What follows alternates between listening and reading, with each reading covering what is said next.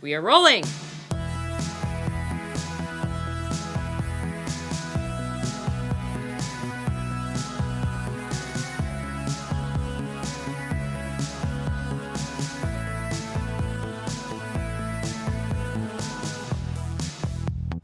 Hello. Hi. Welcome back, beautiful people. Welcome. If you're new here, welcome. If you remember us from last episode, welcome back to the Sunshines from Rainbows podcast, Woo-hoo. where we dive into queer art history throughout the generations for queer people of the generations. Ooh, that's a good slogan. Thank you. I was thinking of it all morning. Well done. Thank you. My name is Tans. I am joined here by my co-host Jaskier. Hello. I'm so excited for this episode. Like I was telling Tans earlier, if I had to give a random TED Talk on the spot, this would be the TED Talk that I give. You have to. This is I know, I could pull this shit up at random. Right. This is my thing. This is my, special interest. I know all about this, and I'm so excited because today we are going to be talking about the Victorian Aestheticism movement. Woo! And how that connects to queer culture overall and the birth of drag. Woo. So I'm going to be talking about, the Victorian aestheticism, and Tans is going to be talking about drag, because I don't know too much about drag, but I like it in passing, even though I've, never watched Drag Race. I know, it's appalling. No, to be fair, I have not either, and after this episode, I will be starting my watch of RuPaul's Drag Race, because the tea... the drama has got to be insane. Sometimes I will, throw on, I don't really watch too much trashy reality TV, but Love Island... Love Island is, for a while there was my guilty pleasure. I don't watch it anymore, but it's just, the drama was good. But I feel like, that drama's so straight. Let's get into some queer drama. No, I love me some good reality TV. I'm a sucker for some drama. I've seen The Ultimatum. I need to finish Perfect Match. I want to start Love Island, and I will be starting RuPaul's Drag Race very, very soon. Because I watched there was a queer season of The Ultimatum that was all lesbian couples. Ooh. And it was so good. And it was so messy. And I'm like, no, I need to, queer drama's where it's at. I'm sorry, but queer drama's where it's at. Y'all wish, but I'm sorry. But yeah, we're going to be getting into the whole world and the whole idea of, aestheticism and drag and whatnot today. That's going to be our objective. So we're going to start off with Jaskier, since I started off last week. We're going to have him take over and sort of get you guys started on what Victorian era looked like and its aesthetics. And then I'm going to be pulling you guys into the upbringing of drag and then, where it is today. It's going to be, cool and quirky and fun. But before we get into that, just some trigger warnings. At least for my tidbits, there will be mentions of social injustice and, hate crime and violence towards marginalized communities, obviously queer people. Mm-hmm. But, I will be sort of delving into that for my part. Yeah, I'll briefly touch on, the more problematic parts of aestheticism, regarding exoticism, so there's that as well, but that's it for that. So, as we mentioned before, we are in a current gender and sexuality class, which this is a project for, and everybody else is doing their projects, so we'd like to take a second to plug some of our friends' projects. So there is, let me pull it up, our friend Key's page. It's Sex Ed on Instagram. There will be a link for that. And then our other friend, Trinity and Shay, and they have an Instagram on gender and sexuality and education, and there will also be that in the description as well. Mm-hmm. So, let's go. There we go. So take it. Go there. I said let's go, but Yeah, no, go. Go. Now. Go. But also, stay and listen. We're going to talk about some interesting things. Stay, but like also show this. Yeah, check out our friends. So how was your week, Tans? My week was wonderful. I alluded to this last episode, where I talked about a date that I was going on the day after with a guy that I asked out from my workplace.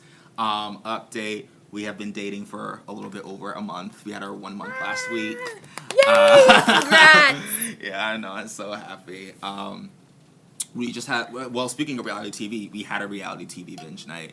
Oh, that's fun. We just bought a bunch of snacks and, like, just watched reality TV. Well, we started watching reality TV, and then we just ended up watching the Wolverine and Deadpool movie. Which, so good. And the car scene, you're right, they did fuck. They did fuck. They did fuck. I know it was bloody, but they fucked. They fucked. And now we're just wrapping up a little bit of work before Thanksgiving break. I'm very excited. I'm going to be well, last year I was 21, but this year I plan on going to Thanksgiving high. I promise you that is my goal. I'm downing at least one edible. That's real. And the munchies are going to be insane, but that's the point. That's how my week is going to be. Yeah. I'm visiting my grandparents in Virginia, so that's always gonna be interesting. Like, if you think I'm a yapper, my grandmother is another thing. But I love her dearly, and it's my dad's parents. They're quite fun. Like, I get all my weirdness from his side of the family. It just it passes down from like son to son in that family. Yeah, like it just passes down from son to son. Like, my dad has it, his dad has it. Just the weirdness. It passes down. It's fun. But I'm also hoping to see Wicked. Woo! And I was telling Tance about this, like, one of the things, and this does connect, so it's gonna be a great segue. It's not for nothing. It's not for nothing. I've been like so on the fence about seeing Wicked because I despise Ariana Grande with everything like in my being. Like, we're all just gonna like gloss over the fact that she like self-tanned to the point of like making herself not look white anymore for years and years and years and capitalized off of like black women. Like, we're gonna ignore that? Yeah. We're gonna ignore that? No. Yeah.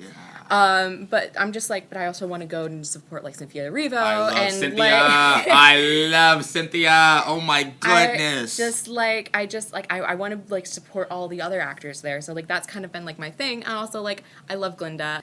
And, like, one of the things, like being trans and a theater kid has been, like, well, fuck, I can't play any of the roles that I grew up dreaming of being. Right. Well, they're not for me anymore, but I was thinking about Popular, and, like, I was singing Popular, and then I was kind of, like, thinking, man, Glinda would be so interesting as a gay man. She would be really interesting as a white gay man. I'm intrigued. I'm intrigued. And if we put her in drag, that would be even more fun. Right. Come on. Like, just like the big pink dress with drag makeup and like a giant like blonde wig. It would be so fun, and I would love to do it. If anybody wants a gay male Glinda, like, hit me up. His line. Oh my gosh. Because, like, my pitch is just, like, Glinda very much takes over and, like, has this whole performative activism thing and just kind of sits in the background and talks over people. Right. And I feel like that's a very, like, white gay man thing to do. Right. So I think that could be, like, really interesting. No, I feel like there's a way to play with that I think you'll find... It because of the switch in like perspective and upbringing and character archetype, some things I think will show through in ways that the initial Glinda like couldn't, because like obviously it would be a type of queer culture. But no, I think that I feel like that's out there somewhere. It has to be. There's already a gamer Glinda. Did you see the drag Heather Chandler? Yes. And have you seen Butch Lesbian Greaseball? No. From Starlight Express? No. Oh yeah, look it up. It's all over my TikTok For You page. You said I built my For You page brick by brick. I was just like, what is this campy lesbian roller skate musical? Right. And then I found out that it's like Andrew Lloyd Webber and wasn't like lesbian before, and then I was just like, I talked to my stepmom. I was just like, have you ever heard of Starlight Express? And she was just like, it's an awful musical. I'm like, did you hear they made it gay? And she was just like, probably wouldn't make it any better. But would it? Would it? We'll have to see. Just like, I feel like if you make a campy cyberpunk musical on roller skates, it's bound to turn lesbian at some point. Right. No, really. Also, to bring it back to Cynthia real quick before we get in, Cynthia Urville, love her. Mm-hmm. Love her, everything she is. If you are unfamiliar with her and you want to see more of her, if you are planning on seeing Wicked and you want to see more of her, the movie Harriet, that she played Harriet Tubman in, is out down on Netflix. Trigger warning, obviously, it's about Harriet Tubman's life, so you're going to see a lot of racial violence and stuff like that. But really powerful movie. She is phenomenal in acting and singing. She deserves all the flowers. Just love her. Did you see the video of like the little girl who plays little Elphaba on the red carpet, and she was like, what do you want to be when you grow up? She's like, I want to be like Cynthia Erivo. Cry. Sob. Tears. Oh my god. I just love seeing black women like be what people want to be. You know? It's just that's a different conversation. Because I could get into it, but that's not why we're here. We're here for drag. We're here for drag, and we're gonna get into that later. Right. Trust and believe. So yeah, I think that's our great segue into talking about aestheticism and all of that fun stuff. Mm-hmm. I'm so ready. Are you ready? This is going to be so ready. So great. So first of all, you have to kind of understand. I'm pulling out my notes from like a class that I took last year. I pulled these out of my notebook and like folded them up and put them in my copy of Dorian Gray. Like this is it's a vibe. So first of all, you have to understand like the movements that are leading up to aestheticism. So especially romanticism. So it very much is like focused on an emotional journey and melancholy, and the individual romantic I is a big thing. Like I, me, right. everything around me that is happening, like these other moments, that's happening for me and my experience. Like it's very just main character. main character syndrome on steroids. So. So it started out in like the early 1800s, and you know with like Byron, it all comes back to Byron. Hello. Byron was really like the father of romanticism in a lot of ways, and so you know. Keep in mind, like, capitalism is starting to take over and industrialism is starting to reform everything, so that's becoming, like, everything. So the public self isn't the real self. And so we're moving away from the hyper-sexualized 18th century, 1700s, to the more conservative 19th century, 1800s in this time. So there's the public self and the real self, and they are absolutely separate. Right. So romanticism very much focuses on the aesthetic, yes, but the aesthetic is also emotional. So it ends around the 1850s because religion begins to fade around the 1850s. And in the 1850s, we still have the very, like, visual aspects of romanticism, and that turns in to aestheticism. Aestheticism gets rid of the emotional and decides that art just exists for art's sake. Right. So, you know, it's like, do it for the aesthetic. You know, it doesn't matter, like, you know, anything behind it. There's no motivations. It's just, this looks cool. I'm going to do that. And that's, like, really at the core of aestheticism. That's really the idea of it. So that starts to arise in the 1860s. And it does arise in England. So around this time, we've got, like, a few artists. We've got, I'm going to talk about Dante Gabriel Rossetti briefly. So, like, here we can see, for example, the very much, like, beauty for beauty's sake, art for art's sake, because of his muse, Elizabeth Siddal, who had red hair. And that was very much like a big no-no at the time. Red hair was immoral, like gingers were the devil. So poor gingers, they've been through so much. Yeah, and so it's just like he starts to make these gorgeous portraits of these red-haired women, and this one red-haired woman, and they realize that in giving her this space in fine art, they start to realize you can detach morality from the beauty, and red hair starts to become more socially acceptable. Very, very slowly. Extremely slowly. There is still a lot of red-haired prejudice in the British Isles. Right. But it starts around this time with the aestheticism movement, because art and morality are detached. And so it's also around the 1870s that Oscar Wilde goes to Oxford University. And there he meets, what's his name? This man's possible partner. Stand by while we look at how gay this man is. Walter Pater. So Oscar Wilde's professor, Walter Pater, is very much like the guy he based Henry off of.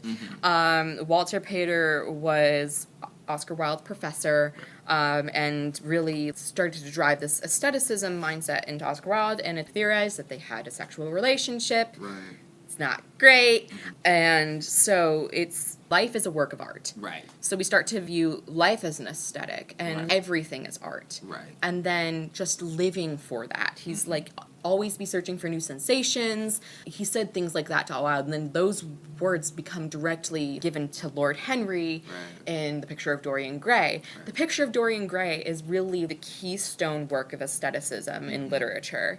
It is aestheticism as God.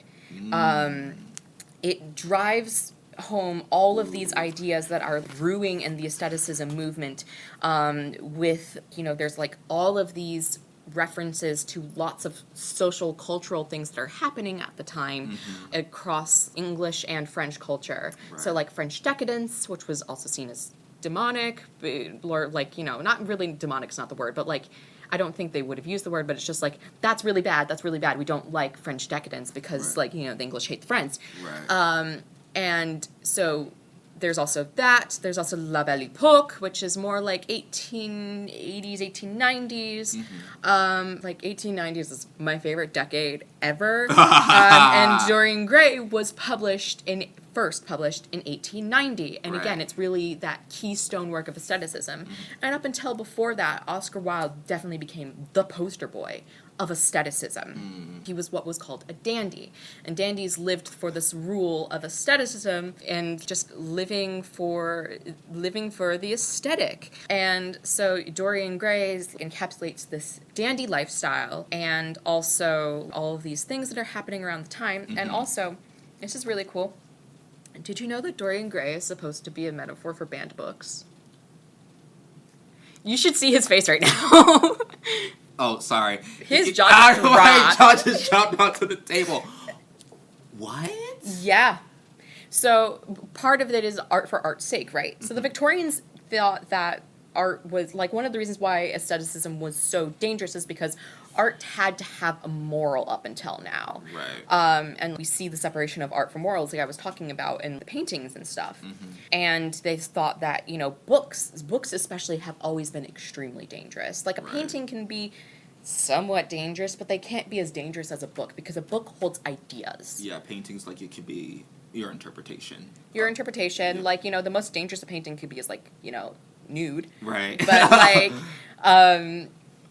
But like books influence minds. It's implicit versus explicit. Exactly. Yeah. Books influence minds. And so books were something that was very dangerous, and books have always been banned since the inception of the printing press. Like the printing press, everybody hated the printing press. Right. And like people didn't want to translate the Bible into English. Right. People have always, like, books have always been such a massive threat. Right. And because aestheticism really starts to separate this idea of art and morality, Oscar Wilde set out to write a book that was just pure aesthetics. So he does this by, like I said, really focusing on art as a theme. So you've got the main characters, Basil, he's the painter, he paints Dorian, and then there's Henry, who's like the aestheticist philosopher, and Dorian is at the center of it all, and he starts to degrade morally.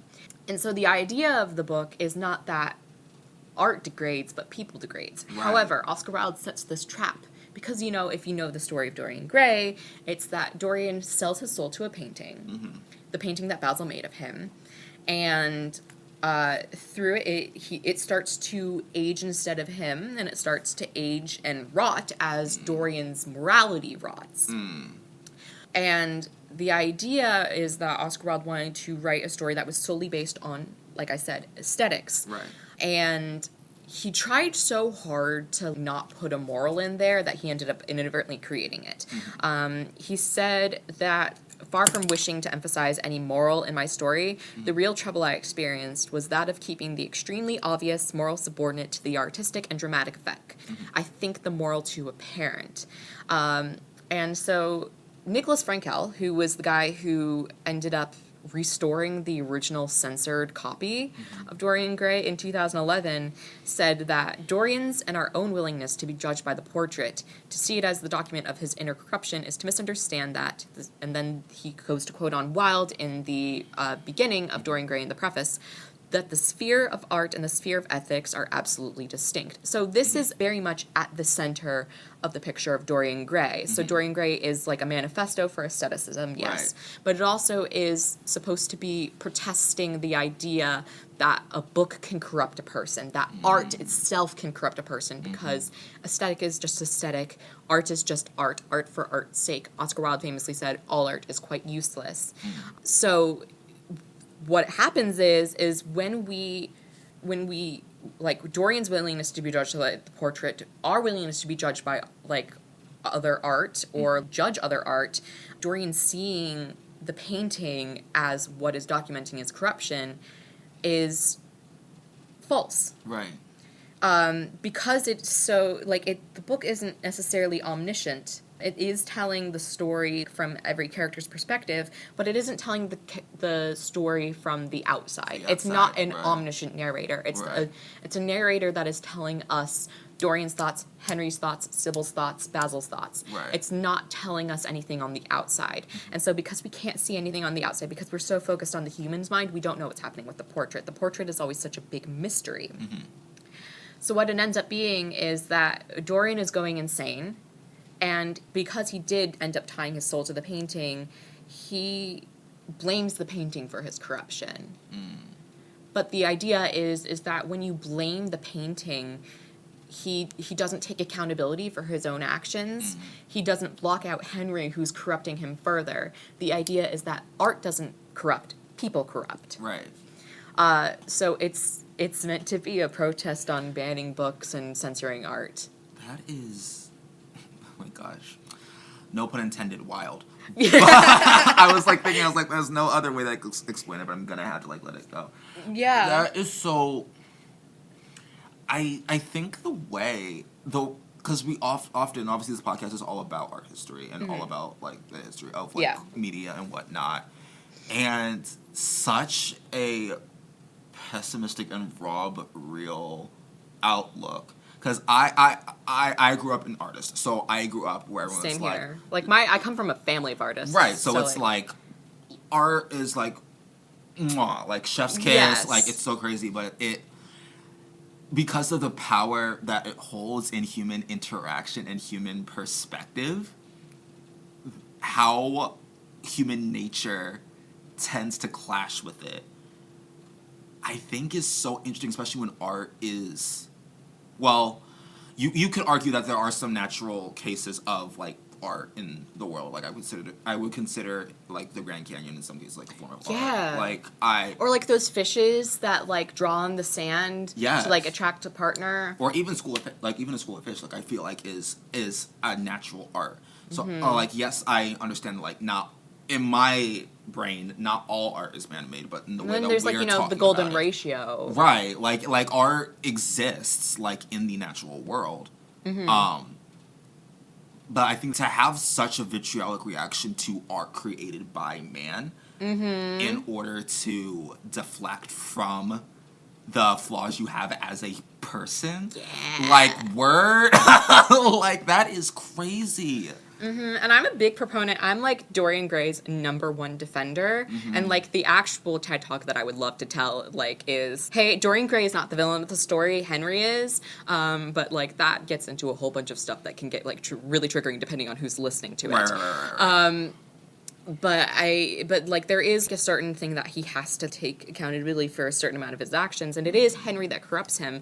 Like, pretty explicitly, the book states that to influence is to, like, corrupt and completely, and to remove all fault. Like, Henry tells Dorian immediately that influence is to give somebody, like, your own soul, and, like, their actions are not theirs anymore. Their purpose is completely deleted.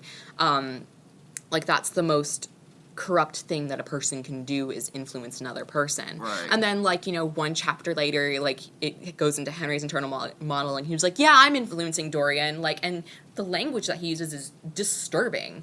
He says that, like, Dorian is just running to every word like a touch and thrill of a bowstring on, like, a violin. Like, it's disturbing. That's crazy. I'm gonna use that. Disturbing. But that is insane. It's disturbing. And so it's just, like, people so voluntarily look over Henry's obvious role in corrupting Dorian, and that is, again, something that Oscar Wilde is trying to point out. Like, it's not art that corrupted Dorian, it is another person. That is a problem that is actually tangible. Right. And it's Dorian who's, like, blaming it on the art and not the other person, not blaming it on himself and his own willingness to listen to Henry. Right. That becomes the problem of the story. And Dorian Gray, like I said, is aestheticism as God. Dorian falls further and further into this, and he starts doing all these things, like collecting things, and, like, decadence. He falls into, like, sex and drugs and overall just absolute, like, living life for the aesthetic. And because he's living life for the aesthetic, he doesn't care about other people's feelings. So that became really dangerous, and people decided, hey, we want to ban this. And that's just proving Oscar Wilde's point. Right. Within days of Dorian Gray's first publishing, it was removed from England's largest bookseller. Like, every store. Damn, they didn't even make the week? Yeah. Damn, they were... That was... They wasted no time. Yeah, it was. It scared people because they didn't want to think of themselves as the problem, but also they were unwilling to see. They didn't want to think of themselves as the problem. They blamed it on the portrait, but they also blamed it on the book, just proving his point. Literally proving his point. So that was really the start of that, and that was also the beginning of Oscar Wilde's downfall. So it is around this time that Oscar Wilde meets a man named Lord Alfred Douglas. And Lord Alfred Douglas is the son of the Marquis of Queensberry, if I'm remembering this correctly. I don't really care about him. But he is actually the one who coined the word queer as a slur first. Bosie's father. And Bosie sees himself as Dorian. He becomes, like, in love with this book and completely misses the point of it as well. Right. He doesn't see Dorian as at fault at all, and sees Dorian as a god and wants to be Dorian. And because he takes over and Oscar Wilde falls in love with him, Oscar Wilde becomes Basil and lets Bosie take over his life and corrupt him. And I could talk about that for also. It's just, like, so many coincidences in his life. Like, it feels almost supernatural at times. Right. And there was the trial, and he lost. And because Oscar Wilde was the poster boy of aestheticism, of, like, the dandy thing, which, like I said before, we didn't really go into defining dandy too much, but it is, again, living for the aesthetic, and it had to do a lot with clothes. And because he was the poster boy of the aestheticism movement, he really took over for that. like aestheticism has existed for like 2 decades before, but it really took off with him and his fame, and everybody started doing it. And then once they realized that Oscar Wilde was queer, they realized that aestheticism was queer. Aestheticism at this point became cemented as queer. Right.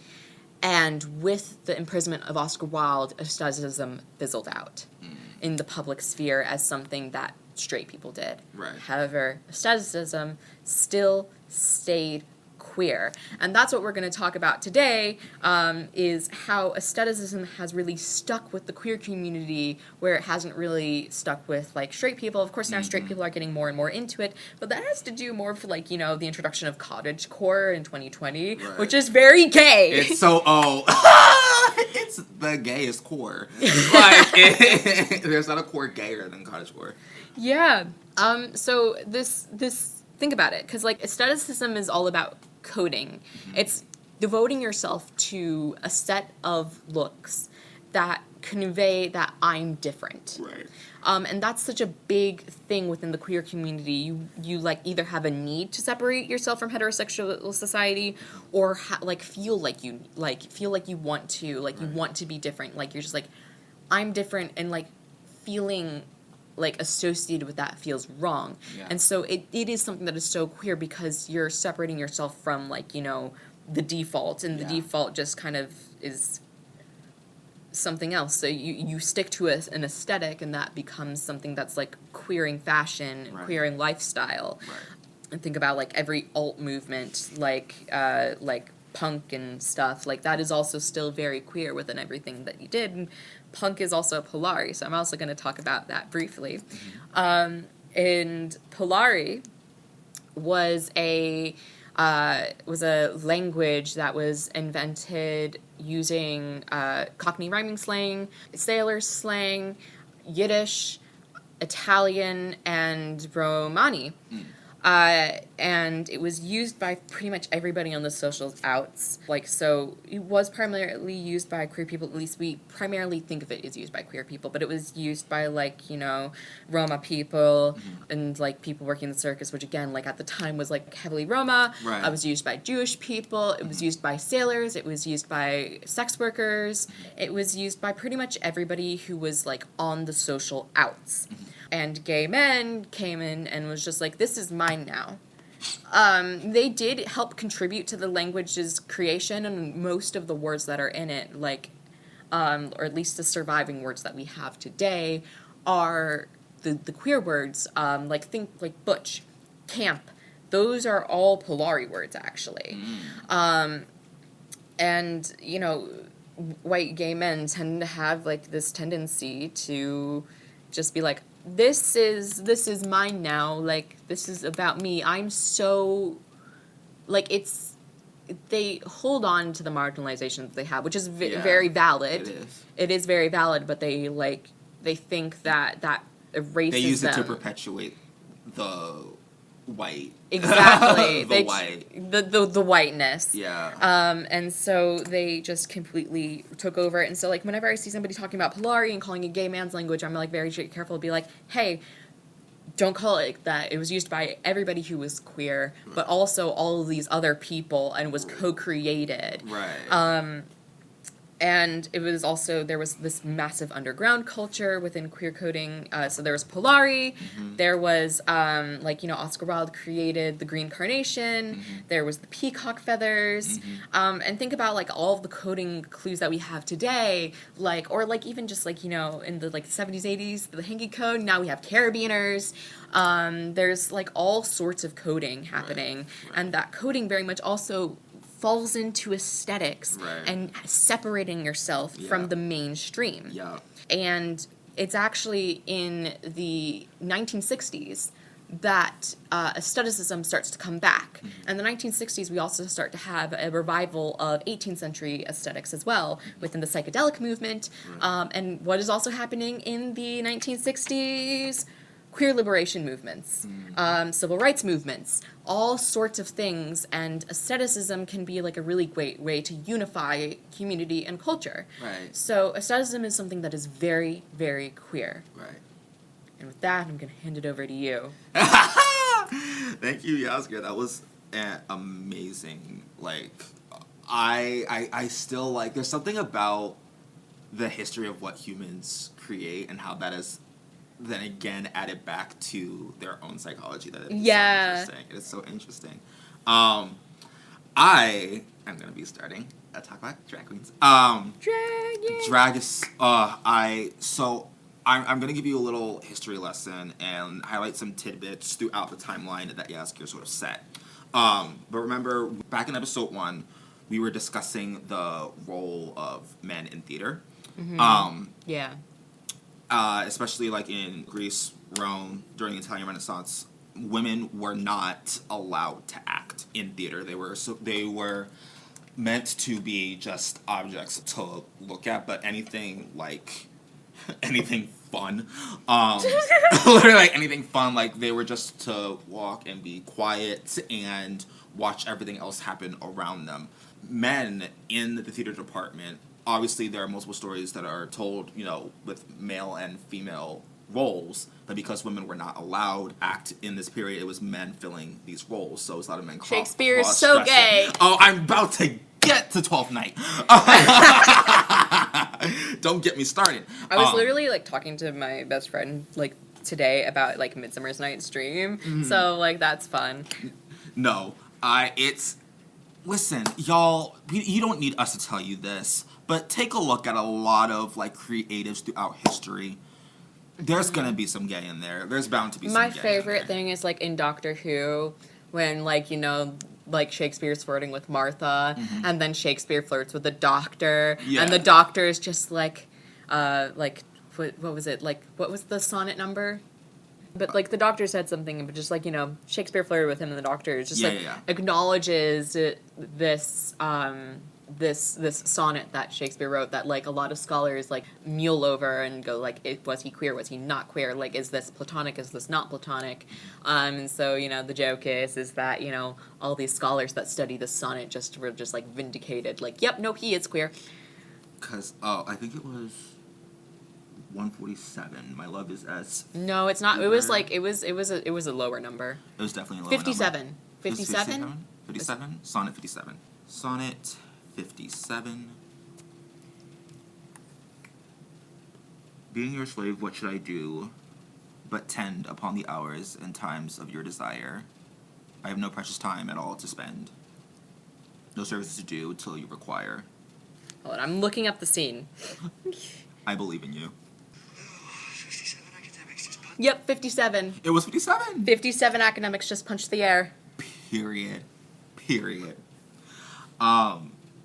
But no, yeah. So, like the language in that, like language in that is it's so like sultry and like intimate, and I'm getting hot. It's just hot in this room in general. It is really hot in this room. I hate this building. No, it's fair.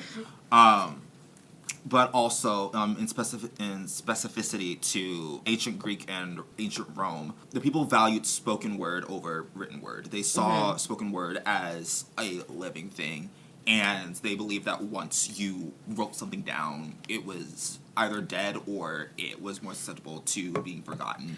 Yeah, and that's very much an idea that sticks through a lot of ancient society all throughout time, all across the world. Yeah. It's not just in the old world, it's in the new world, it's in also like some Native American cultures too. Right. So it is this very spiritual thing that like whether or not you believe in like something more spiritual or something more psychological, we see stories as something living. And aestheticism philosophers also think about like why we have such emotional reaction to stories, and some philosophers that believe that we have genuine reaction to stories because they bring something out in us, and some say that we have like pseudo emotions, that the emotions that we feel aren't real. Right. So it is something that's very divisive, but like we know within human psychology and like philosophy that there is such an importance focused on story and personifying the characters and the life of the story itself. Right. No, definitely. And then you see that sort of evolve from far back then to get into William Shakespeare. Specifically, also, Shakespeare, gay. Anyway, so Bye. gay. Specifically, his play, The Twelfth Night, which was this. I've not read that one yet. I looked it up a lot. Twelfth Night was meant to be sort of like a comedy, but very not necessarily a comedy like haha, but just like not overly sad. Yeah, like I was like talking about this the other day, just like, the difference between a comedy and a tragedy is just like tragedy, everybody dies. Comedy is like the default, not everybody dies. Not everyone dies. Doesn't mean it's going to be like necessarily like, funny, but that's kind of like what it means in that space. Mm-hmm. Comedy surrounding cross-dressing, and then also the characters Viola, and I believe her brother's in the play. Her brother's name was Toby. Someone correct me on that if I am wrong. But basically, it's this whole story is revolving around two relationships. So there's these characters, Viola, Orsino, and Olivia. Viola has lost her brother, and they kind of get into antics together. Something to note about Viola's character is that in the initial rendition, Viola was played by a man. Mm-hmm. Viola, for the entire performance, is a man in cross-dress. Every single Shakespeare character in the original. Yeah. And one, it was because women were in love, but also two, because they wanted to drive forth the whole idea of them being twins, so they had to look alike. So, like, and obviously, like, back then people would think, oh, you can be twins and not the same gender and still look alike, but, whatever. They would have a heart attack saying Bacchus and Vex. they would have a heart attack. No, Bacchus and Vex would they would both end up in like an asylum or like burned at the stake or something. No, literally, like they could not fathom the idea of, people of different genders looking alike.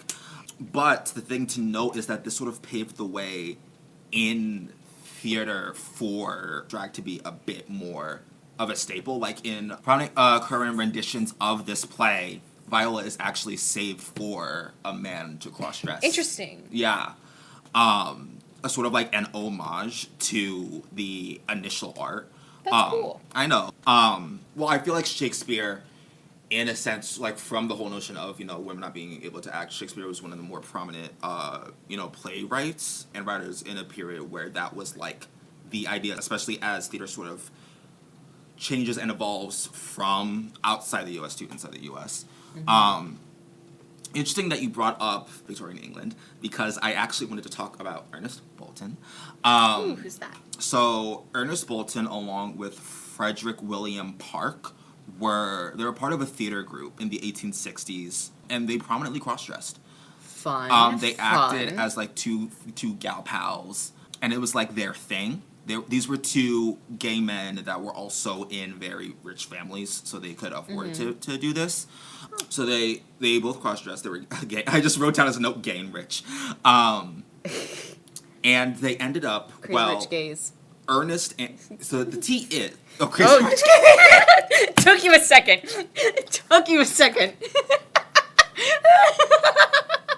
Bro, no, I will be hosting the red carpet for that. So the T is, I love tea. There was a man, Lord Arthur Clinton, who was a Liberal Parliament member, who also led like this sort of theater group who had taken notice of Ernest and was like, oh, I want you to be part of like my group. Okay. Which Ernest was like, okay, cool. And then they actually ended up getting married. Oh. Yeah. Okay. Yeah. He said, oh, because you don't understand, Jaskier was slumped over in his chair the entire time, and the moment I was like, but they were boys and they were married, he adjusted himself in his chair. I was like, okay, I'm in. No, I've been in. I'm just like lean back listening, and I'm like, okay, we're in this now. Yeah, so little did Bolton know, they probably went to a Molly house. Clinton was gay, and so they started a relationship and ended up getting married. And for like the legal papers, instead of his name being Ernest Bolton, Ernest was like living under the guise of Lady Arthur Clinton. That reminds me of Mary Shelley's friend and like her little circle of writers. And he was a poet born Mary Dodds. And it's theorized that he and Mary Shelley were actually together for a little bit, like pre-transition. And he ended up like transitioning. Well, first of all, he used the name Walter Sholto Douglas and David Lindsay to publish some poems because they didn't want to like publish a woman's poems at the time, and that was pretty common. Yeah. But then one of his and Mary's friends, Isabel Robinson, was pregnant and unmarried. So Walter was just like, I mean, I could, like, dress up as a man and, like, change my entire identity and marry you to, like, save you some social ostracization. It'd be, like, no big deal. Besties. Yeah. And so they were like, okay, let's do it. Right. And so they ended up, like, having a lifelong marriage, or, like, mostly lifelong marriage, if I remember correctly. They might have gotten a divorce, but for, like, unknown reasons. But, yeah, there are, like, letters with the names, like, Mary Diana Dodds, David Lindsay, and Walter Sholto Douglas, and it was, like, discovered recently that all three were the same person. And so, yeah, that reminds me of that. The, like, you know, like, gay marriages did happen at the time. I mean, you know, it wasn't gay because Walter was trans. Right. But, like, you know, at the time, you know, nobody knew that they were, like, marrying, it is a same-sex marriage. Right. So, like, nobody knew that was happening. So it kind of reminds me of that. That is so... I love when history, like, you get these little nuggets of history that you're like, that... It's so, like, you would think that this is something that would have taken place, like, what? Like, 30 years ago? 30, 20 years ago. This was, like, over 100. Yeah. Like, it just, like we've been here. We've been here, and these systems and conventions that we work through to try to survive, like, have been here for a while. Back to Ernest Bolton. So, also wanted to correct myself. The theater tour that they were on was not owned by the Parliament member, Arthur Clinton. He had just joined it. He was like, I'm a theater kid, let's go. And they met him through it. They got together, married, and they weren't discreet about Bolton's representation because he would just cross-dress in public, and they weren't hiding the fact that he was cross-dressing. And they were English. Yeah, they were English, and under English law around this time, homosexuality was not okay. Not okay. Not okay at all. But under French, it was. France decriminalized homosexuality in 1781, 1791, 1780s or 90s. I used to have this date memorized. But yeah, because they basically decided, man, we're all so gay, how can we, like, make ourselves illegal? We're like, why are we... Wait, when you're gay, but you're like, why am I against the law? Can we fix this? Yeah, exactly. Like, the entire government was, like, at the time was so queer. They were just like, this is kind of stupid. Yeah. Like, why are we doing this? Let's stop. Knock it off. Like, just can you imagine how much of the government at the time had to be queer in order for them all to, like, get together? Just, like it was, like a big social no-no. Right. But, like, how many of them had to be queer and, like, know each other was queer to, like, gather? I'm just imagining this, like, little... That vote? This little illicit meeting and just going, just like, hey, can we, like, maybe make it not illegal to be gay anymore? Like, you could just, like, behind closed doors, like, if it's behind closed doors, we can't, like, put you in jail or kill you or anything. Can we, like, maybe do that? Because, like, all of us are... Why are we doing this? We're all why gay. are we doing this to ourselves? Why are we doing We're this the to lawmakers. ourselves? Why are we doing this to ourselves? So the gender is just, like, and then, like, coming back out and just, like, okay, so we're gonna, like, make it, like...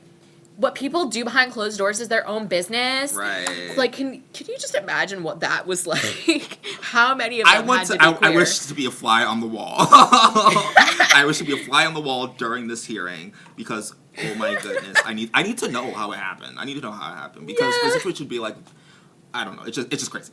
But anyway, so because it was very much against English law to be queer in any sense, and they were very, like, unapologetic and not that discreet with the fact that he was a man cross-dressing, they were arrested in 1870. Yeah. Both of them were, but I believe it was both of them that were arrested. Clinton ended up dying before the case.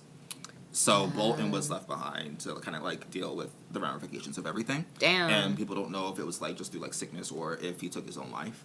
But they were like, I saw this, and it reminded me of something when it was like they were taken in by police and like intrusively examined. Mm-hmm. And I was like, I forget what state it was, but I know that a few years ago there was a whole uproar around a state that was allowing for like teachers to check the genitals of kids, of kids trying to go into different bathrooms, and I was like, history repeating itself. Yeah. Like, literally, like, under an oppressive regime, the lengths that people are willing to go to uphold that, even if it means traumatizing and sexually abusing their own people.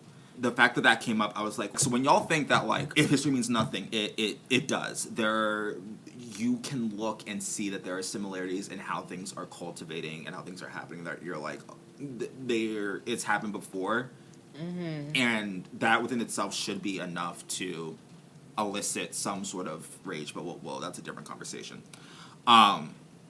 So Bolton was taken to court with no mans, and the judge ultimately ruled that because there was no explicit evidence of them engaging in homosexual activity, like he was just cross-dressing in public. The judge was basically like, okay, like, I won't jail you, but, like, keep it behind closed doors. Like, don't enrage the public. It was called, like, I believe the term is, like, binding over. Interesting. I mean, it's a punishment that is literally, like, in exchange for you not being jailed, just don't piss people off. That's literally what that is. And he was held to that for 2 years. But I think this was not the first, but one of the earliest moments of, like, unapologetic queerness in a society that was very much not for it, and I think should be a stepping stone for what queer liberation ended up becoming. Yeah, and I mean, there's also at the same time, like, around the 19th century in England, especially with the rise of education for girls and women, like, there was also this really, really strange movement of, like, schoolgirl crushes, where, like, the girls were encouraged to pursue pseudo-romantic relationships with each other to prepare for, like, their husbands. Oftentimes it was just like, okay, but you're just gonna, like, only, like, just hold hands at most. Like, don't do anything else. But also, like, everybody knew that everybody was doing everything else, and, like, just, like, turning their heads.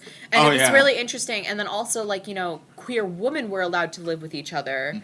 And there are, like, so many portraits of lesbians and, like, butch women, like, in these portraits, like, cross-dressing openly in a way that, like, gay men weren't. Check out the show Gentleman Jack. I've never seen it, but I've heard so many great things about Gentleman Jack. It's about a butch lesbian in the Victorian era. So, like, there were dandies and butches, and they're kind of like the counterparts of each other.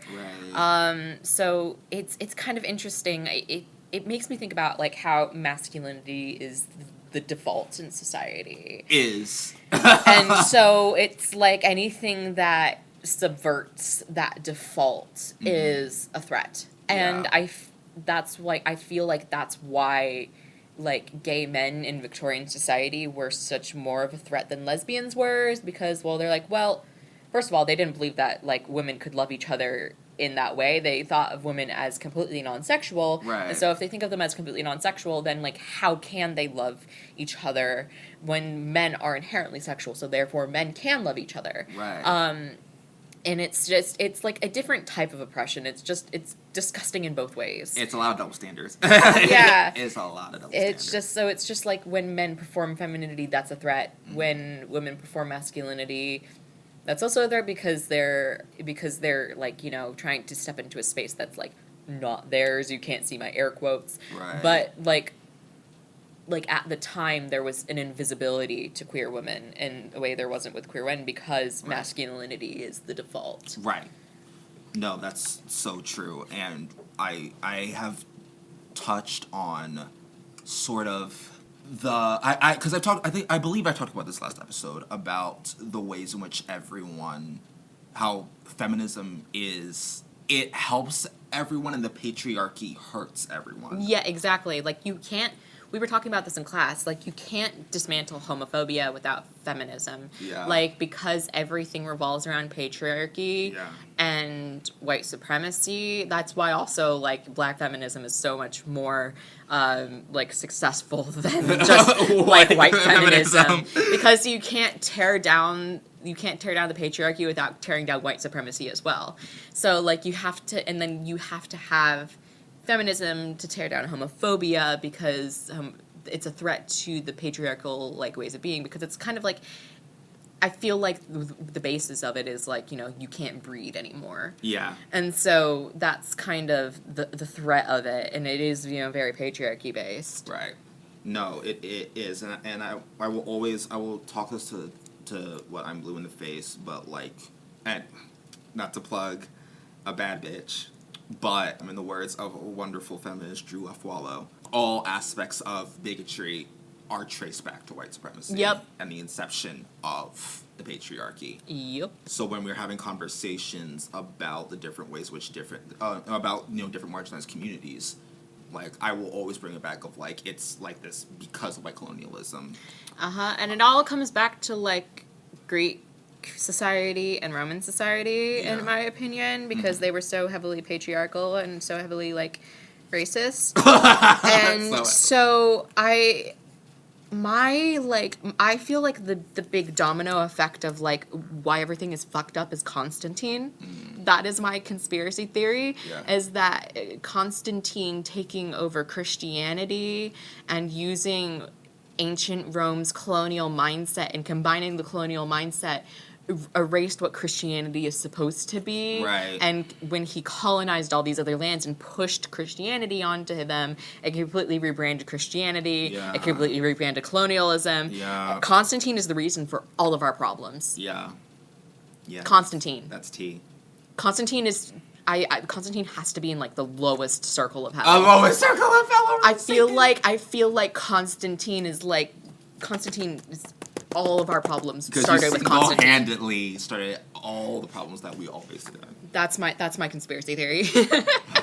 But now, okay, so to go. Sorry, I'm derailing you so much. Let's see. But to go back to drag. So drag.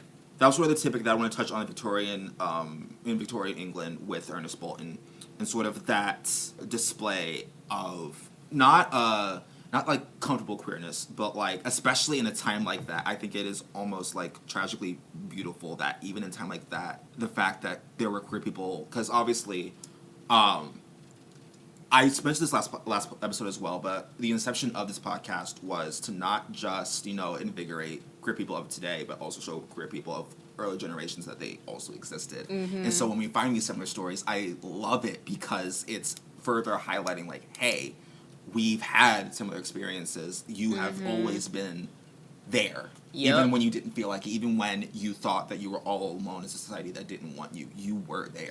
Yeah, and that's, like, why, like, I'm really happy to talk about, like, Walter Schulte Douglas is, like, yep, trans people have been here for a long time, too. We've been here forever. Especially trans men, because often you don't hear about trans men historically. You often hear about trans women historically. Right.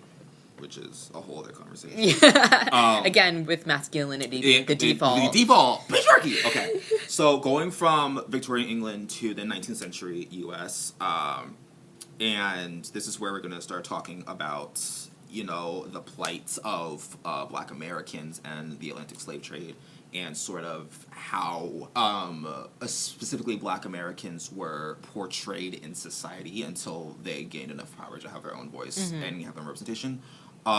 Starting off with minstrel shows. For those of you who are not aware, minstrel shows were these forms of entertainment back in, like, the late 1800s that were used as a way of falsely representing Black people, where, you know, blackface originates from. I'm sure a lot of you are familiar with that awful deed.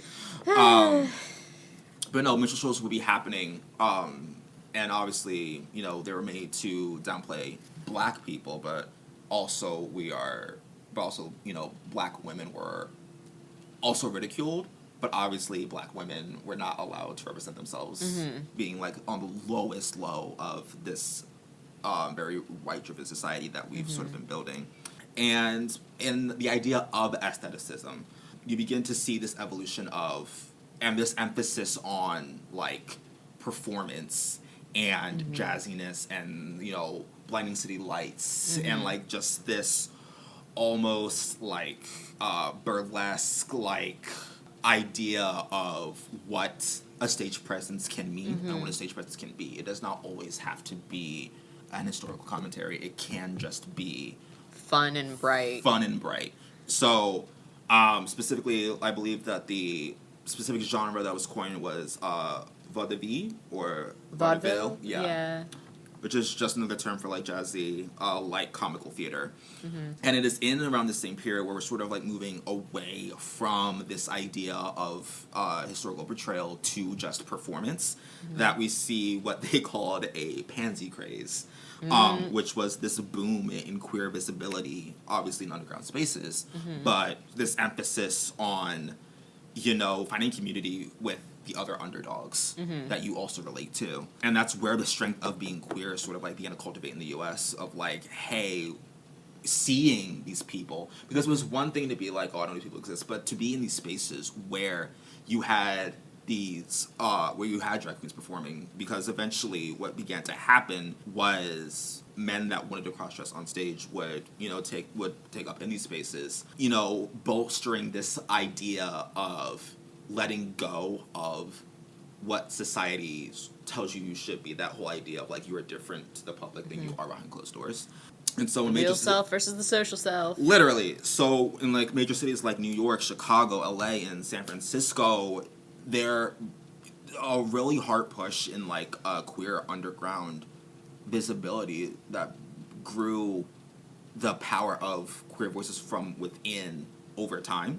In fact, little tidbit that I want to get into, drag balls were a thing. Yeah. Yeah. You're gonna talk about William Dorsey Swan? Yes! Okay. So, did you look into the origin of cakewalks, by the way? Yes! I'm so excited. That's literally my notes. That's literally my note section right now. So y'all, I love the origin of the cakewalk story. It's just like, white people are so stupid. White people are so stupid. We are so stupid. So William Dorsey Swan, also recognized as the Queen of Drag. First person to use that term. Yes. Love him. He was a black slave in Maryland. His parents ended up buying a farm and eventually his freedom. And he began working for them and finding jobs around their local area to sort of, like, make a name for himself and make money. And he got caught stealing various books from the library. Resourceful. Different text documents, just, like, caught, like, snatching things. And it was brought to the attention of the authorities, but he basically I think he got, like, a whole presidential pardon. Damn! Because they were like, he's, like, a newly... It sucks because the way they were thinking about it, but, like, he got pardoned. Where they were like, this is a newly assimilated black slave into white society trying to learn. So let's not crush his dreams now that he's palatable for us. Oh, he crushes it so hard. I love him. Literally. So they pardoned him and they allowed him to continue in education. And so he began holding these events called drag balls, where he would invite other slaves or other former slaves who sort of saw eye to eye with him. And they would just have shows where, like, he would cross-dress, he would be in drag, and it would just be this just community of underdogs and slaves who were also newly assimilated into society. And the reason why I wanted to bring this up was because we just had a talk about Afrofuturism in class, and I didn't say anything initially in class because I was like, this is like, I don't want to be the only black person in the class talking about Afrofuturism. No, that's so real. I really just don't. But I think it's something to know. We also, and I'll find the video and I will make sure to link it in the description, but we watched a video about this. Well, the description is, like, really short on Podbean, so, like, it's on YouTube. Oh, yeah, true. We can put it on our link tree. Right, that as well. But this black woman who spoke about her experience talking about Afrofuturism with black children in schools, and how growing up as a black kid in America, you're taught that you're only ever going to be a black kid in America, and all of the societal expectation and eyes and system that comes with that.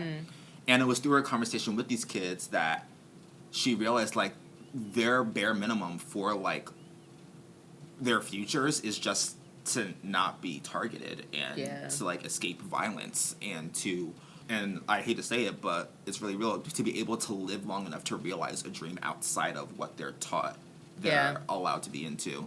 And so we started talking about this idea of Afrofuturism and a future where the dreams of all kids within a certain community who, you know, were brought up in a very conservative and very, just a very, like, conservative space, like, have the freedom to pursue what they want and to make things that are, quote-unquote, out of this world.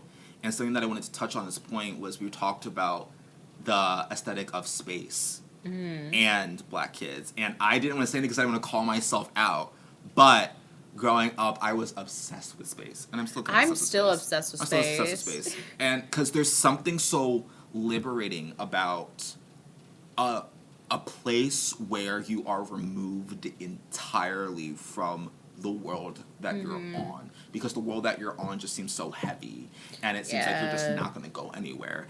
And in order to be able to break free from that mindset of I can't do anything, you have to dismiss the entire world that you're in, that you find yourself in completely. And so finding almost this solace in the stars and space and the cosmos of things that just are and anything can be and cannot be, it's such a beautiful thing. And I think this idea of Afrofuturism you can see throughout the evolution of drag, where obviously we'll be talking about, you know, how trans women of color and queer people of color were the strongest voice in queer liberation, around the forefront. But back to these drag balls. Sorry, I got a little serious. So William Dorsey Swan was organizing invitations for the drag balls that they were hosting in order to remain secretive. I found this really funny, which is why I wrote this down. But to be really secretive, they were handing out these invitations at, like, the YMCA. And, like, as a queer person of color who went to preschool at a YMCA, I'm just like, that's crazy. And it was, you know, at these drag balls, also the term drag was coined from the dresses that they would wear dragging along the floor. And sort of interesting. That, and sort of that, like, over-exaggerated. I did not know that. Yeah. And so in these events, they would have, you know, what we would consider today, you know, drag performances, just parties of revelry and community. It was in these that he actually invented the cakewalk, which, if you don't know, is cakewalk. I love it so much. Vintage Vogue. It was Vogue takes inspiration basically from cakewalking, where it was a mimicking of the work that you know, slaves were doing in the fields, and sort of mimicking those movements. Oh, I thought it was they were mimicking the white people. That's what I read. Oh my gosh! Wait a minute. Cakewalk mimicking the mannerisms of. Oh, it was plantation owners. Oh my gosh! I literally put those. Oh my gosh! You're so right. Oh my gosh. Oh, that's even worse for white people. White people, calm down. White people, calm down. Yeah, they were mimicking their plantation owners and the movements and expressions, which has sort of evolved and has turned into the inspiration for what we call today voguing. I still love the story of the cakewalk. It's just like they're out here mimicking their like literally their lived experiences of their owners. Yeah, and then just like mocking them, and then you know, the owners like end up like seeing this and they think, ha, they're so funny and so stupid, and they don't realize they're being mocked. Like, that's so on par for white people. It's so on par for white people. It's like, oh, you can't know where this comes from. It's just like, how can you not know it's mocking you? Like, damn. But I imagine, like the joy that must have come from that, like, being able to, like, just mock your oppressors like that in such a joyous fashion, too. Right. Like, it's... Oof. Y'all, when y'all be voting... When I learned the origin of the cakewalk, I was just like, that's cool as fuck. It is cool as fuck. Like, just saying fuck you to the people who have done nothing but terrorize us is just so cathartic. Then obviously you would think in a perfect world they would have this to themselves, these drag balls where they just be themselves and, you know, immerse themselves in their own, like, in their own anti-society. No, the police raided them multiple times, which were some of the first, apparently the first accounts of violence against queer people in the U.S. Interesting. So then, moving past that, nightclubs and the idea of, you know, drag and queer people began to become more mainstream in nightclubs. So you would have all these very private spaces where people would be going out, taken over by mostly queer people. Jose Saria was a very famous drag queen who ended up becoming the first openly gay candidate. I forget for... Damn. I found it. Jose Saria ended up being the first openly gay candidate for the San Francisco Board of Supervisors in 1961. 61. Wow. And apparently he almost did win by default. But still he almost won. There was no, like, protest vote, I guess. But because they didn't want to hand the seat over to an openly queer person. And there it is. At that moment, they, of course, found every way for it to not happen. It's reminding me of, like, Sarah McBride right now. Yeah. And so obviously she didn't win, but I think that is so cool. Especially with the era and weight of politics as we know it today. I think that being such a strong presence within queer representation just amongst people, but then also within society's eyes, I think is enough of an accomplishment and enough of something to give Jose her flowers, because she did that. Yeah. She very much did that. And then we turn to other drag queens that are starting in this time, same time as Jose Saria, like Arthur Blake, who was famous for his impersonations of Bette Davis, Carmen Miranda, and Eleanor Roosevelt. Oh. Yeah. So. I bet she would have loved that. Oh, I'm gonna get there. Ooh. Okay. Ooh. I'm sad. He said, I am sad. But no, so Arthur Blake, like, very much. Oh, it's just back. When was Arthur Blake doing her thing? In the 1950s. Wow. Yeah, so. And is Eleanor Roosevelt still alive?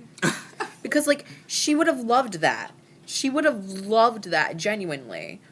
Like, a drag performance of her, like, she would have loved that. Well, so funny you say that. So Arthur Blake was one of the few female impersonators to be successful, not only amongst, you know, a queer community, but also mainstream media, because of, like, his very, she died in the 60s.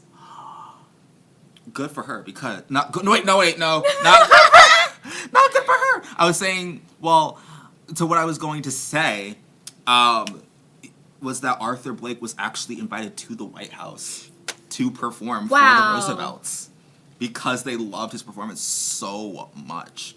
And then there's also a movie called Diplomatic Courier where he is in, and you can see a lot of his impersonations. So it's a movie from the 1950s. But you'll be able to see his impersonations of Bette Davis and Carmen Miranda. Mm-hmm. And then this takes us to, say it with me, y'all, the Stonewall Riots. Stonewall Riots. Here we go. Obviously, the queer liberation movement led by trans and queer people of color for queer liberation for all people. By this point, the scene in, I'll say the West Coast of queer people had gotten really, really strong. Also, you know, California is very liberal, very much queer friendly. So this began a nationwide push for a reworking of the way that queer people were allowed to exist in society. To protest entrapment and harassment by Los Angeles Police Department, because they would be having their events and the police would still be raiding. Like, always, they're like, no, we're done, and we are going to show you what we've been building. We're going to show you what we have pulled together as a marginalized people, to let you know that, like, we're not doing this shit no more.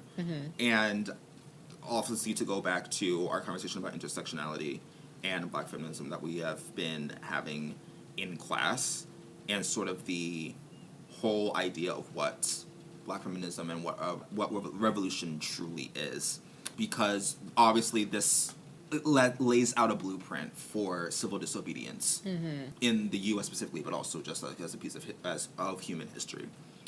What a group of people with nothing can really accomplish when they have that community and that willpower, that I think is so admirable and so beautiful, which obviously led to the liberation of queer people after a long, arduous, violent, bloody protest period. But drag queens were also involved in the Stonewall riots, where they were at the front along with queer people of color. They were, and like I said, they were really considered to be the catalyst for gay liberation. And going forward into families and sort of this community that is forming that idea of found family and finding the people around you who get you. And so drag families began to start as a part of the culture and develop. I love the concept of drag families, like, so much. Right. Just, like, the idea of, like, passing down that knowledge from, like, you know, drag mother to, like, drag daughter. And, literally. Like, you hear stories about that from, like, not even just, like, people who are, like, doing drag, but, like, you know, Dolly Parton and, like... literally Dolly Parton. I love Dolly.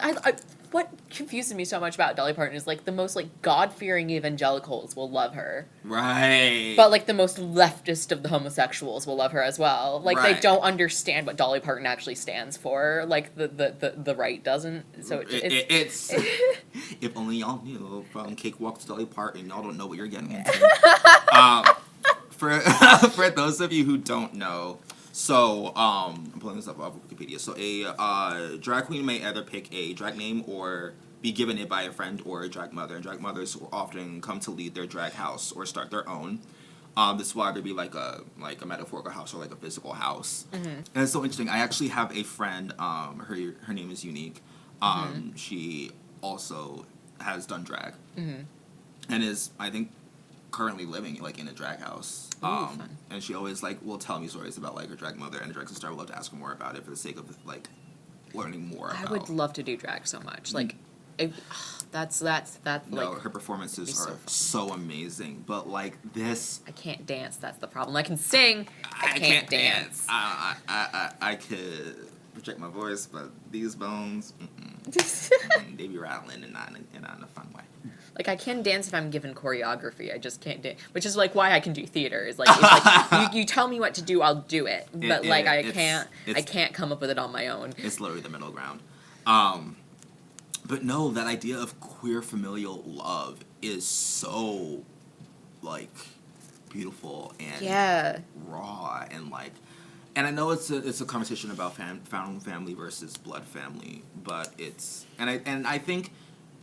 Honestly, your blood family can be like the family that you choose. I think there is a larger conversation in terms of what found family actually is. I think people tend to misconstrue it as like anything but your biological family, and it's like no, it's where it's taking away from the traditional views of what a family is, and is putting it in the hands of the individual person. And like you can like you can like pick and choose from your family to like construct like like. My family history is very convoluted, but I don't talk with like everybody related into my blood in my blood family, and there is like an aspect of choosing that. Right. And like I think queer people especially get that. There will be some people that accept them and some people that don't. Yeah, and it's like, well, knowing that I am as much of a human as everyone else, how do I still want to spend my life, and who do I want to spend that life with? That I think is such a beautiful sentiment within the queer community. And yeah, it's obviously evolving into a much more mainstream form of entertainment. Like, because y'all, me being the 22-year-old that I am, I love going to clubs. I love clubbing. When I tell you because I love going to specifically like the neighborhood of Philly. I would love to. It's so fun, and I've talked about this before with other people who also don't go clubbing, because I was like describing them like what the scene is, and it's such a safe and warm environment, like genuinely, like, and obviously like obviously in Philly like that can be up for debate, but it's like I have never, and maybe I'm speaking about this because obviously I was raised as a man in a lot of spaces, so I acknowledge that because of my male privilege that obviously I would not have the same anxieties that say anyone representing or a woman would have publicly in these spaces. But I will say, as a queer person, there is something so warm and safe about that space where everyone is genuinely there. Like, it's a queer space, but in the most literal sense. Yeah. Like, it's queerness in its most raw form, but it's not just for queer people. Like, obviously, though I have run into many straight couples in, like, gay bars or within the neighborhood who are also indulging in being queer, and it kind of like pipelines to what I sort of perceive my own definition of queer to be. Yeah. Which is, like, unapologetically and wholly human and unapologetically. Yeah, I've been thinking, like, you know, the emergence of, like, the term culturally queer. Yeah. Like, when you, especially in drag spaces, that's really where it emerges with, like, cis-het drag queens. Right. And, like, you know, if you spend so much time around queer people, at, like, a certain point, would you be culturally queer? Or, like, maybe, like, you're cis-het and raised by gay parents. Like, that would also be, like, culturally queer as well. Right. And, yeah, I think there can be, like, a certain amount of queerness depending, like, no matter your gender or sexuality, like, if you have a sort of dedication to that and an understanding. Right. Like, you know, GNC people, like, I think about Måneskin a lot, and, like, you know, Damian Anthony. Yeah, right. Like, cis-het man, but, like, he also still is very GNC, and, like, if he ever said, like, one day he wanted to claim the term queer, I'd be like, yeah, you can have it. You can have it. Yeah. Because it's a feeling, and it's a universal love, and it's a conversation between you and your humanity that is for you and your humanity. Oh, I love that. Yeah. That's beautiful. Thank you. I'm a little poet. But then, you know, obviously drag shows are becoming much more mainstream. People are renting out venues for their shows. But I brought up clubbing because I've seen, like, performances in different clubs throughout the neighborhood. And it's just so cool to just immerse yourself. Yeah. Just like, guys, everyone shut up. we're doing it again. Everyone Tancil's shut on up. a soapbox. If you are either a straight listener who is just finding this for interest, or if you're a queer listener or if you're a baby gay, who you're just realizing that you're not cis-het, and you're looking to like figure out more about, you know, queerness, or like I said, if you're a straight person and you're listening to this and you want to figure out more queerness, just throw yourself at some gay. Throw yourself into the gayest venue. I want drag queens, I want couples, I want elephants, zebras, horses, all of this shit. Like, everything, just go. And you don't have to, you know, actively participate, but I think there's something so healing about seeing such a community full of love and acceptance that you don't see every day. And it also has a lot to do with the aesthetics, too. It does. Like, you go into a space and there is that, like, aesthetic in, like, just the space, like, especially, like, I've never been to a gay bar because I am 20. I want to go to some gay bars in Ireland when I go in the spring. I had wanted to in Germany while I was there, but I sadly did not get the chance to. But, you know, I went to this one karaoke bar with, like, that was, like, queer owned. Right. And, you know, like, it was, like, in that space, you could, like, really see it, and, like, you know, with the owners and, like, the owners' friends. And it does have that sort of feeling. Yeah. And, you know, but there also, I feel like there is a problem when our only spaces are clubs. Yeah. Because, Definitely. like, I don't like drinking too much. Right. And, yeah. like, That's fair. like, That's fair. That's so fair. it's, like, there's a problem when, like, social thing becomes around club. And also, like, it's also inaccessible to, like, people who might be disabled. Because, like, Right. I'm autistic, and so, Right. like, I get overwhelmed in situations very Right. easily. Right. So it's, like, I want to have this experience, but, like, also, like, Yeah. don't know. Yeah, that's also, that goes without saying. So there's also, like, you know, this problem when when our only spaces are like that. Like, Right. but also, like, you know, if that is something that is accessible to you, Right. recommend it. Right. No, I think that definitely goes to say with the difference with, because obviously before Stonewall Rise and Queer Liberation, where underground was sort of the only place that you would see these sorts of, you know, celebrations of queerness. Nowadays, what's really cool is that you're beginning to see queer people, and especially I want to emphasis on drag queens and also trans women, within music and television, and like doing their own thing, and their queerness is no longer like an anchor. It's what is helping to drive them forward in their own art. I will actually account. I'm not sure if you are aware of this person, Jinx Monsoon. Yes, I'm a Whovian. Of course. I wanted to talk about her. I found her out a little bit late because I am a huge fan of Ipsy Pop. If you don't know who she is started out as an independent animator who ended up creating the shows Has Been Hotel and Hell of a Boss, in which she has had Jinx either voice or perform. She, in the most recent episode, Ghost Fuckers, which is so good, and if you haven't seen it and you're into Hell of a Boss, you should see it. It's so good. They had like a musical number that was very based on like Scooby-Doo-esque, because it was around Halloween, and it was like a sequence of like they're in a hotel and the protagonist and all the hotel people are like going in and out of doors and like popping up at different doors, and just hearing Jinx sort of like, you know, edge into that spooky. Oh, she's like, terrifying when she wants to be. She's like, so scary, but it's so good. Yeah, like her role in Doctor Who as like Maestro is their name. Like they were terrifying. I was just like, you're scary. I love this. I love this. I love the scary that she brings, because I think it's just so real. And it's like, it's almost because it's existing outside of that binary. I like genuine, and I not to be like class lessons, but no, we've been talking about, you know, what binaries are and how they affect people and what it looks like to exist outside of one, and I think Jinx does. Like, absolutely. Like, I think that's why it's scary. And Maestro in Doctor Who is non-binary.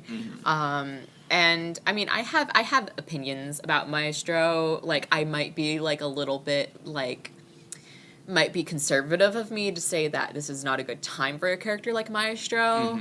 To be so mainstream. My biggest fear, like leading up to that episode of Doctor Who, was that people would see a drag queen in a villainous role and be like, this is another reason to hate them. I have not seen that. That was like one of my biggest fears, is like, I mean, there might be some, but it's not like this major problem that like has been exacerbated by Doctor Who. So that's good. Yeah. But I also feel like there's also that, like, maybe there's like some responsibility when you have somebody who's like at one of the most demonized positions. Maybe it's not a good idea to write them as a villain. That's something I've been thinking through recently. I think that's a separate conversation. I think that's a valid point, and I have my own standpoint on that as well. That can even be a later episode if you want to. We should, because I would love to hear your thoughts. We could talk about Greaseball, lesbian Greaseball. Everybody hates her so much. Yes. Oh my gosh, I would love to. But yeah, from ancient Greece to underground to clubs, TV, and music, drag has solidified itself as such a staple of celebrating what it's like to be you and what it's like to be human and what it is like to love you and the people around you just as people. And I think it all comes back to that aesthetic. It all goes back to the aesthetic, because listen, I'm all down for good aesthetic. fuck the rules, fuck the binaries, fuck like all these constrictions. I am all here for a fluid aesthetic. All right, y'all. I think that should end our episode. So we're doing question of the day, which I think should be, what would your drag name be? Oh, that's really hard. Oh. We're keeping that in that genuine reaction. Oh, I don't. Oh. We could do like a thing of like we answer the questions from the last episode at the beginning of. There weren't any questions. Because last episode was what's a piece of media or work, but that's sort of already what we do. So yeah, like what's a piece of media work that you feel like has queer coding? Yeah. Oh. I mean, I don't know. Then we can like come back to the drag queen thing next episode. Yeah. Yeah. So it's a piece of media that has queer coding that I feel like. Don't worry. Oh, I've got so many where I feel like, it's very, you talk about yours first. I'm going to, like, let mine cook because I need to think because I've got a lot. So, Avatar: The Last Airbender. Oh, okay. Let's go. Okay. Now, listen, I'm all for the ships and I'm all for the fan theories. However, I'm just going to say Zuko and Sokka. Interesting. The Boiling Rock episode. I need to rewatch Avatar. It's like on my list of like things to rewatch, but right. Yeah. No, I think. See, Sokka to me is like cishet man. Sokka is. I understand that, and that take is valid. Yes, I understand that it's like. I reject it though. Yeah. Yeah, that's fair. I get it because obviously he's canonically in a relationship with a woman in the show, and during the Boiling Rock episode, he's literally saving his girlfriend. Mm-hmm. But I think there's something interesting because what I find so curious is the different ways that the different characters of the Avatar group accept Zuko, and the different ways that their relationships are sort of, called upon. There's something more of like a Zuko and Katara girly. You were a Zuko Katara. You were a Zutara girly. I get Zutara. I get Zutara. I will defend Katang to the day I die, but I understand. The age gap is a little. They're 2 years apart. Oh, they really? Aang seems so much younger than that. He does. He does, but that's also. And I also get that because I feel like when the animation sort of like got better, they aged everyone up. But Aang, I think he's so youthful. He is so youthful. But yeah, they're only 2 years apart. Interesting. There was something about the conversation that Sokka and Zuko had in the hot air balloon. They have a conversation in the hot air balloon about the women in their lives that they sort of like are on who have had a journey with that is so vulnerable and is so. It starts off really awkward, but you actually see them begin to connect over, their love, and you see Zuko almost act as this, as the partner to Sokka who wants to entertain his like antics and his chaos. Man, I need to rewatch this episode. But it's also like he has to rein him in. He's like, look, this is your plan, and I'm here to support you in what you want to do. You gotta have a plan, buddy.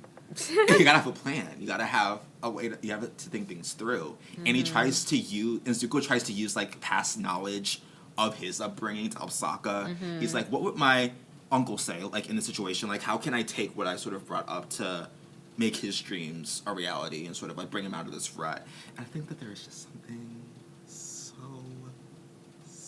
wonderful. That's beautiful about it. And then also everyone knows the scene. You know what? I don't even do spoiler alert. If you haven't seen Avatar as of right now, it's not my fault. Get over it. Grow up. But the scene where Zuko walks into Sokka's tent Oh, yeah. When Sokka's getting ready for Suki. Also, if you weren't aware, it is implied that after that night, Suki and Sokka did lose their virginity that night. But the scene where Zuko walks in. Okay, now you have me a little bit convinced. Right. Now you have a little. Yeah, okay. And he walks in and Sokka's like, oh, hello. And then he sees like the rose in his mouth. Yes. And I just like, it's just like, but that is just so much. I feel like that was put there purposefully. It was. That had to be. And I'm like, yes, it could also, and like, we had this whole conversation, like, some people are just straight, and that is okay. And it could be a conversation of, you know, a comfortability between straight people to be vulnerable, especially in these intimate situations. But no, I like to think little zest was in there, you know? Yeah. Zest was in there. But that's my queer coding. I've got like a few. Just kind of like want to briefly talk about we talked about Marvel. I had canon Iron Man as gay. You know what? I see that. I see that, and I will back you up on that. Thank you. Yes, because I feel like the Playboy is just an act. Like a lot of people's like headcanon him as bi, right. But I think he's like in denial about his sexuality. Like, you know, growing up with like, you know, a rich father who has extremely high expectations of him, like very like, you know, macho expectations of him. So like he's putting on this Playboy act, and it's like, you know, that's how he's masking his sexuality from himself and being in denial. Right. So, and then also, like, you know, hiding behind the misogyny a bit, too. Right. So that's my headcanon about Iron Man. Then, you know, I talk about, like, queer platonic headcanons, and I would love to have an episode specifically about, like, queer platonic relationships in media. Right. And we could talk about Wicked. We could talk about Doctor Who. We could talk about The Witcher, because I would love to talk about Jaskier and Vespula. That's another relationship that I find really intriguing, and thinking about Jaskier as like demi-romantic. Right. There's also, you know, the Marauders.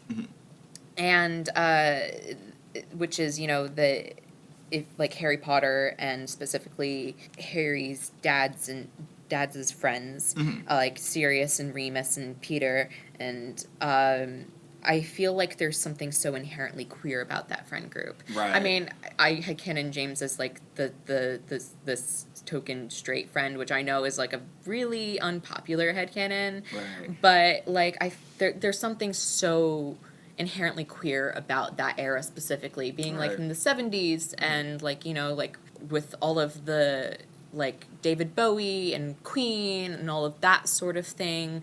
You know, like Sirius and Remus are extremely queer, and like, you know, J.K. Rowling has like so much gay blindness. She doesn't realize how gay she's making everything.